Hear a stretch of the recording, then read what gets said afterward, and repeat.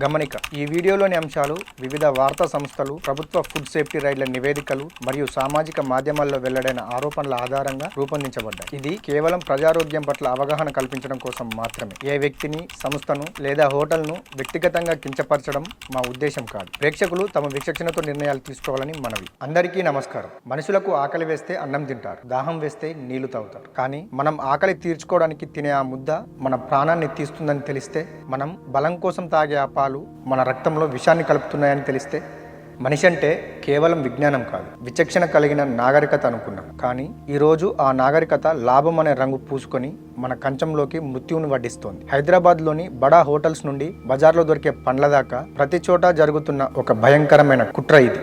మనం సామాన్యులమా లేక ఈ ఫుడ్ మాఫియాలో బలి పశువులమా? అసలు ఏం జరుగుతుందో వినండి.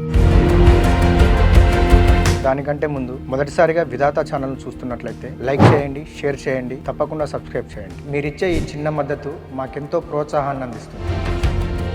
మనం ఆరోగ్యంగా ఉండాలని యాపిల్స్ తింటుంటాం, మన పిల్లలకి బలం వస్తుందని పండ్లు కొని పెడుతున్నాం. అయితే మనం ఈ రోజే మన అనారోగ్యాన్ని కొనుక్కున్నట్టేనా? ఆ మెరుపు కోసం యాపిల్స్ మీద వేసే ఆ వ్యాక్స్ కోటింగ్ ప్లాస్టిక్ కంటే ప్రమాదకరం. కానీ అంతకంటే భయంకరమైన విషయం ఇంకొకటి ఉంది. కొందరు దుర్మార్గులు లాభాల కోసం పండ్లకి కొన్ని రకాల కెమికల్ ఇంజెక్షన్లు ఇస్తున్నారు. పండ్లు పాడైపోకుండా ఉండడానికి వాడుతున్న ఆ రసాయనాలు మన హార్మోన్ల వ్యవస్థని నాశనం చేస్తున్నాయి. ముఖ్యంగా చిన్న పిల్లల మీద, యువత మీద ఇది ఎంత దారుణమైన ప్రభావం చూపిస్తుందో తెలుసా?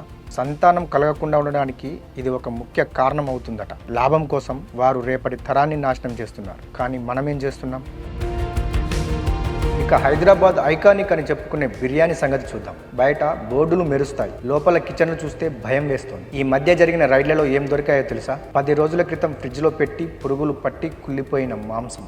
ఆ వాసన రాకుండా ఉండడానికి నిషేధిత రంగులు, మసాలాలు పులుముతున్నారు. మనం ప్లేటు నిండా బిర్యానీ తింటుంటే వారు వెనకాల మన పేగులని కాల్చే నల్లగా మాడిపోయిన నూనెని వాడుతున్నారు. వీళ్ళు వ్యాపారులు కాదు, మన ప్రాణాలతో ఆడుకునే కిల్లర్లు. హైదరాబాద్లోని ఏ సందుగొందులో చూసినా బడా హోటల్స్ ముసుగులో జరుగుతున్న ఈ దందా మన ఆరోగ్యాన్ని దెబ్బతీస్తోంది. ఇదంతా చూసి ఇంట్లో వండుకుంటే సురక్షితం అనుకుంటున్నారా? అక్కడ కూడా వాళ్ళు మనల్ని వదలడం లేదు. పాలు తెల్లగా ఉన్నాయి కదా అని స్వచ్ఛమైనవి అనుకోకండి. యూరియా, షాంపూ కలిపి తయారు చేసే వైట్ పాయిజన్ మన ఇళ్లకు వస్తుంది. మరి ఆ పన్నీర్ సంగతి ఏంటి? పాల నుంచి కాదు, పామాయిల్, కెమికల్స్ కలిపి తయారు చేస్తున్న సింథటిక్ పన్నీర్. మనం వాడే అల్లం వెల్లుల్లి పేస్ట్లో అల్లం ఉండదు, కుళ్ళిపోయిన బంగాళదుంపలు, గమ్ము కలిపి ఉంటున్నాయి. కారం పొడిలో ఇటుక పొడి, పచ్చళ్ళలో కుళ్ళిపోయిన పదార్థాలు. చివరికి మనం తాగే వాటర్ బాటిల్స్ కూడా మురికి కాలువల పక్కనే ఫిల్టర్ అవుతున్నాయి. ఇదంతా ఒక విషవలయం, మనల్ని చుట్టుముట్టేసిన మాయాజాలం.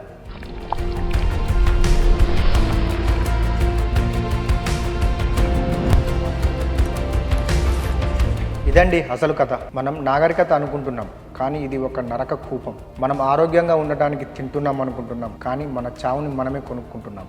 ఈ ఫుడ్ మాఫియాకి మన ప్రాణం, మన కుటుంబం, మన రేపటి తరం ఏది ముఖ్యం కాదు. వాళ్ళకి కావాల్సింది కేవలం లాభం. మనం ప్రశ్నించాలి, మనం చైతన్యం అవ్వాలి అని చాలామంది చెబుతారు. కానీ నిజమేంటో తెలుసా?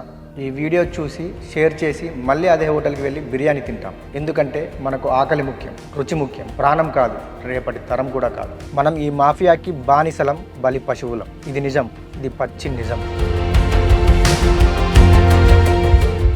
వీడియోను పూర్తిగా చూసినందుకు ధన్యవాదాలు. మరో వీడియోతో మళ్ళీ కలుద్దాం.